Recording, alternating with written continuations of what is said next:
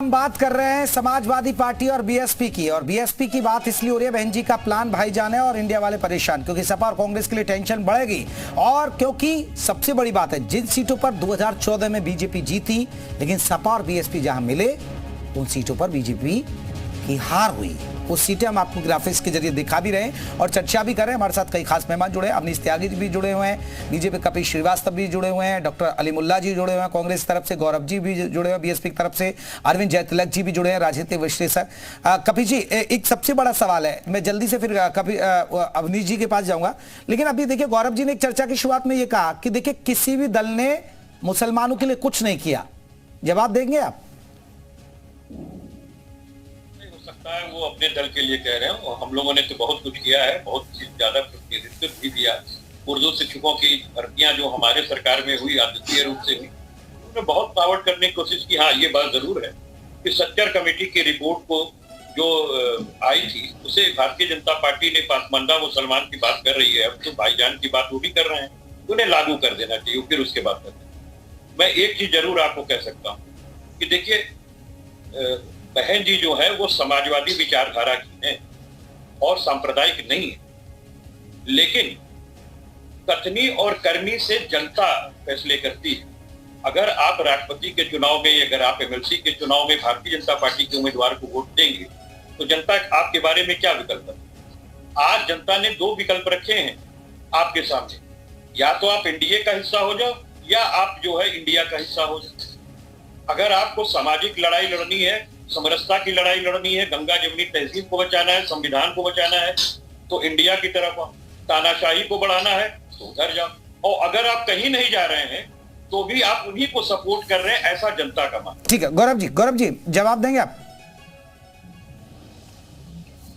देखिए जेपी जी, मैं बात कर रहा था भाजपा और कांग्रेस की, क्योंकि न सपा केंद्र में रही है, न भाजपा केंद्र में रही है, और केंद्र की नीतियों से किसी भी चीज का निर्धारण होता है।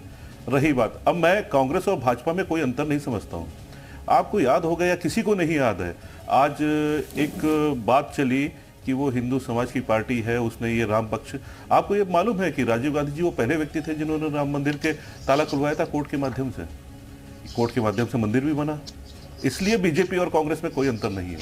कांग्रेस और बीजेपी एक ही विचारधारा की पार्टी है, और इस पे हमारी बहन जी ने लगातार इस बात पे बात की है। इसको जनता को समझना चाहिए। सांप्रदायिक जो आज अपने आप को गौरव जी, अब विचारधारा तो कुछ नहीं होती ना राजनीतिक दलों के अंदर। आज वो गौरव जी, आप लोग भी सोनिया गांधी से हाथ मिला लेते हैं जब जरूरत होती है। आप अखिलेश यादव और आपकी विचारधारा मिली थी क्या? मैं आपकी और इनकी क्या विचारधारा है? जेपी जब मुफ्ती तो महबूबा जेपी जब महबूबा मुफ्ती और बीजेपी मिल सकती है तो देश में कुछ भी संभव है। अगर राजभर जी सपा में जाके फिर भाजपा में वापस आ सकते हैं तो राजनीति में कुछ भी संभव है।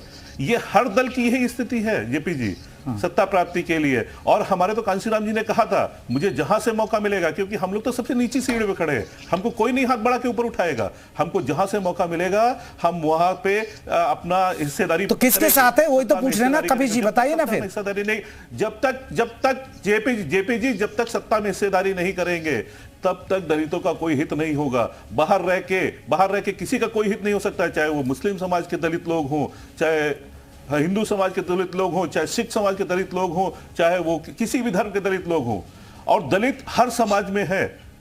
कुछ लोगों के हाथ में पूंजी है जो व्यापार करते हैं, कुछ लोगों के हाथ में तमाम अन्य अधिकार हैं, बाकी जनता दलित ही है इस देश की। और मैं ये कहता हूं, जो भी सत्ता से बाहर है इस देश में वो दलित है, जो सत्ता में बैठा है वही सवर्ण है आज के समय में। ठीक है, अवनीश त्यागी जी, एक बड़ा सवाल है, क्योंकि ये लड़ाई मुस्लिम वोटरों की है, ये लड़ाई दलितों से जुड़ी है। लेकिन अभी देखिए कपिल जी अलग कह रहे हैं। कपिल जी तो हालांकि घुमा फिरा के टोपी आपको ही पहनाना चाहते हैं कि बीजेपी ने कुछ नहीं किया।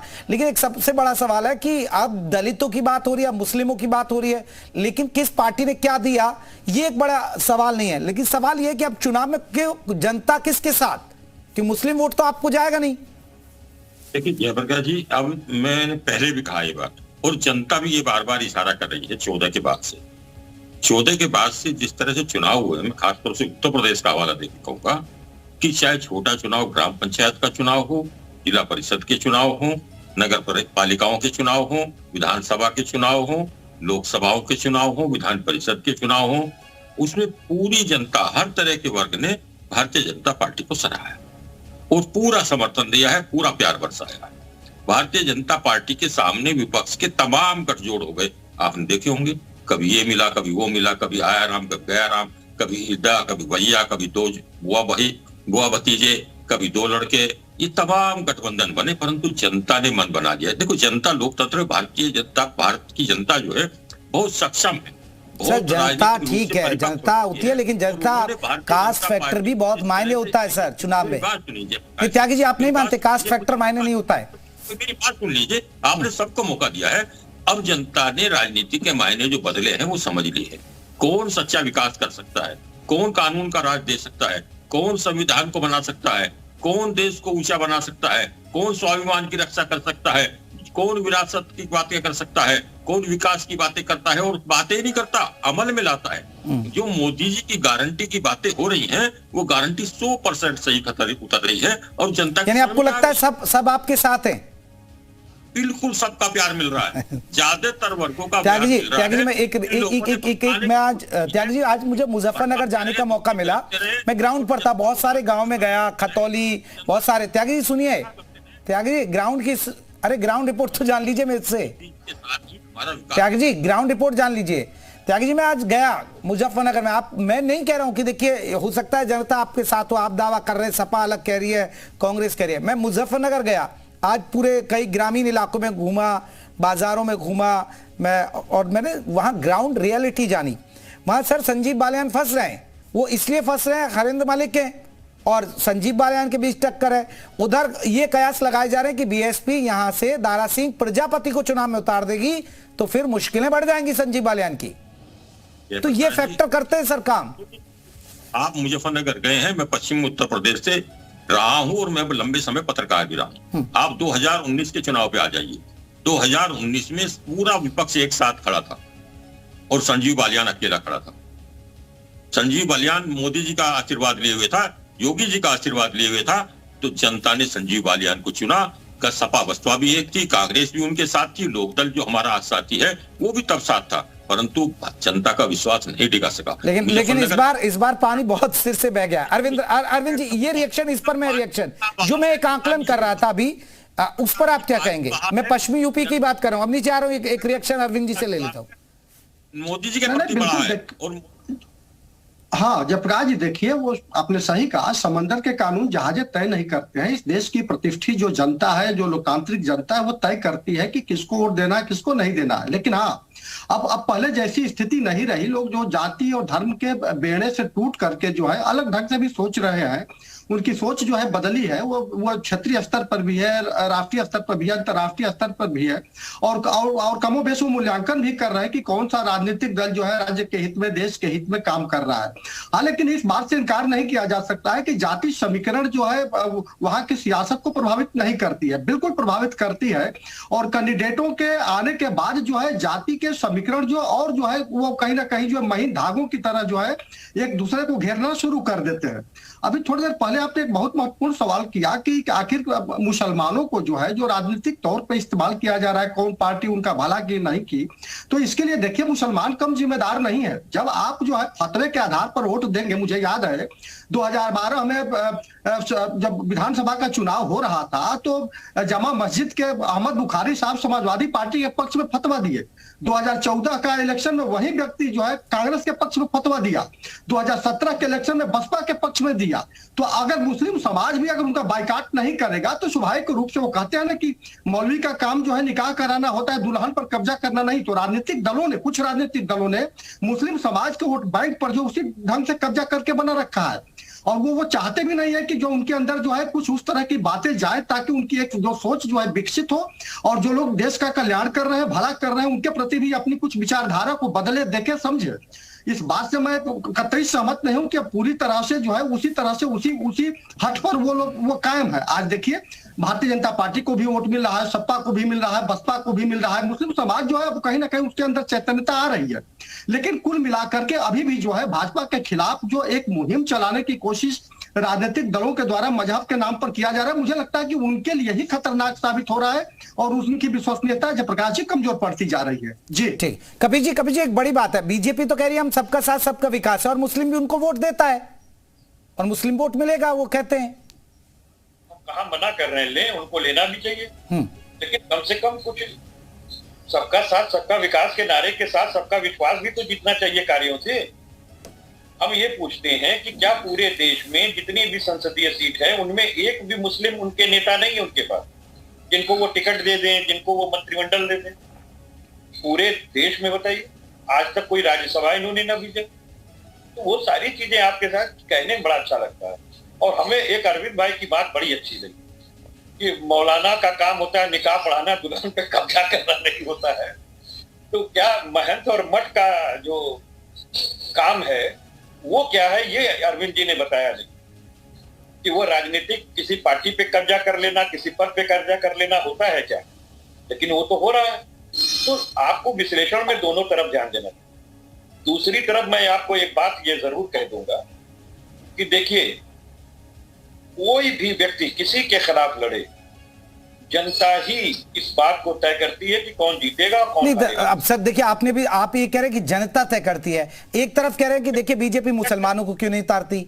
आप तो जाति और मजहब की राजनीति से दूर रहने की बात कह रहे हैं ना फिर कबीर जी, आप तो डबल बात कर रहे हैं फिर एक तरफ। बिल्कुल नहीं, मैंने आपको कहा कि सिर्फ एक बात से ही सियासत में जीत और हार तय नहीं होती, उसके विविध आयाम होते हैं। और अभी मैं आपको कह रहा हूं कि एक फैसला सुप्रीम कोर्ट का ईवीएम पर भी आना बाकी, जिसकी अंतिम सुनवाई का दौर चल रहा है। अरे सर, आप तो ईवीएम का रोना बैठ जाते हैं सर। ईवीएम ने आपको चुनाव जिता दिया, आपको 111 विधायक दे दिए, तब ईवीएम से नहीं कहा आपने। नहीं, गलत कह रहे हैं आप। अगर ईवीएम की जगह बैलेट से हो तो चंडीगढ़ के अंदर जिस तरीके से भारतीय जनता पार्टी ने संविधान की उपेक्षा की वो आपके सामने है, और हश्र क्या हुआ वो भी आपके सामने है। अगर वो गलत कर रहे तो पकड़े जा रहे हैं ना सर, ऐसा तो नहीं है कि पकड़े तो नहीं जा रहे हैं। नहीं समझ रहे हैं, बैलेट पे वो टेम्पर्ड कर रहा था इसलिए पकड़ लिया गया। ईवीएम पे टेम्पर्ड, अच्छा 20 लाख ईवीएम मिसिंग है। आपको नहीं लगता कि जिस ईवीएम को मिसिंग हो 20 लाख ईवीएम इस देश के अंदर, उसकी लोकतंत्र में धरातल पे क्या विश्वसनीयता है? पता नहीं सर कहां से आप आंकड़े लाते हैं। अवनीश त्यागी जवाब दीजिए, 20 लाख ईवीएम गायब है तो अब ईवीएम की तरफ चले गए। कपिल जी की हालत, कपिल जी की स्थिति गौरव जी है कि हारा हुआ पिटा हुआ आदमी वो इधर उधर दाएं बाएं करता है, अपनी कमियाना देखकर, अपनी खामियाना देखकर दूसरों की कामयाबी ना देखकर आदत समाजवादी पार्टी की है। इसलिए जनता बार बार उसे नकार रही है, और नकारी नहीं, बार बार नकारेगी, क्योंकि उनके पास अपने कहने के लिए कुछ बचा नहीं है। और 2012 में एक चीज के बाद से लगातार जो नेतृत्व पर सवाल उठ रहा है, संगठनात्मक क्षमता पे सवाल उठ रहा है, नीतियों पे सवाल पार्टी के अंदर उठने लगा है। पार्टियां लगातार उनसे छिटक कर भाग रही हैं और लोग उनको छोड़ रहे हैं। समाजवादी पार्टी का किला दरक गया है। समाजवादी के पार्टी के पास जो दंगा भड़काओ, लोगों को भड़काओ, जातवाद परिवारवाद की जो नीति थी वो जनता जान गई है। जनता और रोज के रोज हमारी प्रेस वार्ता होती है, लेकिन इनको दिखाई नहीं देता है कि यहाँ छोड़ रही है। इनके न जाने कितना देर लाइन लगाए हुए टिकट लेने के लिए, इनको पता नहीं है। लेकिन हम कहीं का भी किसी का रोड़ा भाजपा ने टुकड़ा जोड़ा, प्रदेश बढ़ा दिया, इस तरह से उत्तर प्रदेश की छवि खराब कर दी। तो उत्तर प्रदेश की जनता कभी माफ नहीं करेगी। उत्तर प्रदेश की जनता ने किया है कि जिताने जानी है और माननीय नरेंद्र मोदी जी को तीसरी बार। चलिए ठीक है, बात हो गई। ठीक है अवनीश जी, ठीक है कपिल जी रुकेगा। गौरव जी आप कुछ कहना चाह रहे थे। मैं तो केवल इतना ही कहना चाह रहा था जेपी जी, देखिए ये जो है ये एक तरह से छात्रों की जैसे परीक्षा होती है। हम लोग परीक्षा में बैठने जा रहे हैं और जनता का काम है मूल्यांकन करना। जनता मूल्यांकन करेगी किसकी नीतियां सही हैं, किस दल की कौन दल हमारे हित चिंतक है, कौन हमारा नहीं हित चिंतक है। इसी को ध्यान में रख के हम लोग प्रत्याशी भी देते हैं। सर प्रत्याशी के जाति सर ये बताइए ना, बीएसपी की तरफ क्यों देखेगा? आप मुस्लिम उम्मीदवार उतार लीजिए, आपकी तरफ मुस्लिम क्यों देखेगा? एक भी बड़ा चेहरा नहीं है आपके पास, सब भाग गए आपको छोड़ के। नहीं ऐसा नहीं है जेपी जी, मुस्लिम चेहरे पे वोट नहीं देता है। मुस्लिम अपना कैंडिडेट भी देखता है, मुस्लिम अपना हित भी देखता है, कौन पार्टियों की नीति उनके आधार पे है। अगर मुस्लिम चेहरे पे ही वोट देता तो पूरे देश में ओवैसी जी को ही वोट देता। कई ऐसी सीटें हैं जहां पे ओवैसी से बड़ा चेहरा, मुस्लिम चेहरा इस देश में नहीं है, लेकिन समाजवादी पार्टी को वोट दिया ना 22 में। आप क्या बात करते हैं, मुस्लिम चेहरे पे वोट नहीं देता। मुस्लिम अपना हित बहुत अच्छे से जानता है और वो ये जानता है कि कौन उनका हित चिंतक है, कौन नहीं है। और बहन जी मुस्लिम समाज की लगातार बात करती रही हैं और लगातार नीति की बात करती है, और जिस दिन भी हम केंद्र में आए, दलितों के साथ इस देश के अंदर मुस्लिमों की भी आर्थिक स्थिति और सामाजिक स्थिति के उत्थान में काम करने का काम करेंगे। चलिए मैं लौटूंगा। एक कपिल जी आपसे एक सवाल, अब जो मैं 5 सीटों में से जो 4 सीटों का जिक्र कर रहा, 4 सीटों पर जिस पर सपा के भी मुस्लिम उम्मीदवार और वहां बीएसपी के, जीत फंसेगी आपकी या पार हो जाएंगे आप? जयप्रकाश भाई एक बड़ा सकारात्मक सोचने वाला व्यक्ति, और हमेशा यही कहता हूं कि उम्मीद का दामन थामे रखो, एक रोज सवेरा आएगा, हम बदले, कुछ ये बदले, एक रोज जमाना बदलेगा। हमें जमाना बदलने की जरूरत है, क्योंकि देश को आज पतंगमुक्त कर दिया भारतीय जनता पार्टी सरकार। मैं तो बीएसपी को खुला कह रहा हूँ। और दूसरी चीज आपको एक चीज कहना चाहते हैं कि भाई देखिए, पतंगे उड़ाने से काम नहीं चलेगा, वास्तव में धरातल पे जैसे गौरव भाई। तो मुस्लिम वोट बिखराव होगा या नहीं होगा सर, मैं ये जानना चाह रहा हूँ, या मुस्लिम वोट आपको मिल जाएगा? हमें नहीं लगता है कि मुस्लिम वोट जो है वो बिखराव इस वजह से हो जाएगा कि कोई व्यक्ति मुस्लिम टिकट दे रहा है। लेकिन हाँ, भारतीय जनता पार्टी की ओर सकारात्मक रूप से नहीं देखता है, क्योंकि वहां तो टिकट ही नहीं दिया जाता। कम से कम बसपा, सपा, कांग्रेस टिकट तो देखिए, उनको नेता को। यही तो कह रहे हैं ना सर, कहीं फायदा ये नहीं ले जाए ना। अरे सर हम तो सतर्क कर रहे ही तो बैठे ना कभी जी आपको, कि ये फायदा कहीं बीजेपी को ना हो जाए। जो समाजवादी सोच के लोग हैं, जिनको संविधान बचाना है, उनको इंडिया की राजनीति में हिस्सा बनना चाहिए। मूक दर्शक बनना या किसी दूसरी तरफ हितबद्धता कर लेना, ये हमें लगता है इस देश के लोकतंत्र को खतरा पैदा करेगा। ठीक है डॉक्टर अलीमुल्ला जी, एक आपसे मेरा महत्वपूर्ण सवाल यही है। अब नीचे रुकिए, अब आपको फायदा मिल रहा है, ये आप खुश इसलिए हो रहे हैं क्योंकि यहाँ बिखराव हो रहा है, तो आप तो खुश हो जाएंगे। अब आप तो यही कहेंगे सबका साथ सबका। डॉक्टर अलीमुल्ला जी देखिए, अगर बीएसपी चुनाव लड़ती है और बीएसपी के जो उम्मीदवार उतर रहे हैं, जिस हिसाब से स्थिति अभी नजर आ रही है, आप मानिए वोटों का बिखराव तो होगा, मुस्लिम वोटों का। देखिए ऐसा है कि मैं पहले भी अर्ज कर रहा था, अभी भी वही अर्ज कर रहा हूं कि इस बार न सिर्फ मुसलमान बल्कि दलित, पिछड़े, तमाम दबे कुचले, तमाम सेकुलर डेमोक्रेटिक सेक्शन का जो पूरा मैंडेट है, जो पूरा सपोर्ट है, वो इंडिया गठबंधन के साथ है पूरे देश में। अरे सर दलित कैसे दे देगा सपा को और कांग्रेस को? सर दलित आप बताइए। दलित वोटों, बहन जी ने, बीएसपी तो आरोप लगाती है दलितों पर, आपके राज में बहुत अत्याचार हुए। मैं अपनी बात, आपके जो दोस्त वाले बैठे हैं ना यहाँ पर, इन पर आरोप बहुत लगते हैं कि बहुत सारी यूनिवर्सिटीज बदल दिए इन्होंने बहुत सारे नाम बदल दिए, जिलों के नाम बदल दिए इन्होंने। मुस्लिम इश्यूज पे जो रवैया रहा है बहन जी का, वो तो सबने देखा है, लेकिन दलितों के साथ भी, दलित हितों के साथ भी धोखा किया है। इस वक्त जिस वक्त संविधान खतरे में है, जिस वक्त जो है तमाम डेमोक्रेटिक इंस्टीट्यूशन खतरे हैं, जिस वक्त बाबा साहब का नाम खतरे में है, बाबा साहब के जरिए उस वक्त जो है वो उन ताकतों की गोद में जाकर के बैठी हुई है। न सिर्फ चुनाव की बात नहीं है, लगातार पिछले 10 साल में पार्लियामेंट लेकर के। चलिए आप बाबा साहब की दुहाई देकर आप चाहते हैं कि बीएसपी आ जाए। मेरे पास, मैं माफी चाहूंगा, वक्त की कमी, आप सभी मेहमान हमारे साथ जुड़े इस खास चर्चा में, लेकिन बहन जी का प्लान, भाईजान परेशान, और ये परेशानी बढ़ेगी। और देखिए आप कितना भी कह लीजिए सबका साथ, सबका विकास, हमारे साथ ये जाति है, ये जाति, वो जाति, सब वोट मिलेंगे, लेकिन ऐसा होता नहीं है। ग्राउंड पर सच्चाई ये है कि फर्क पड़ता है, जाति और मजहब का फर्क पड़ता है, और इसीलिए पार्टियां अपने अपने उम्मीदवार उसी हिसाब से उतारती हैं जिससे वोटों में बिखराव भी होता है। तो इस खास चर्चा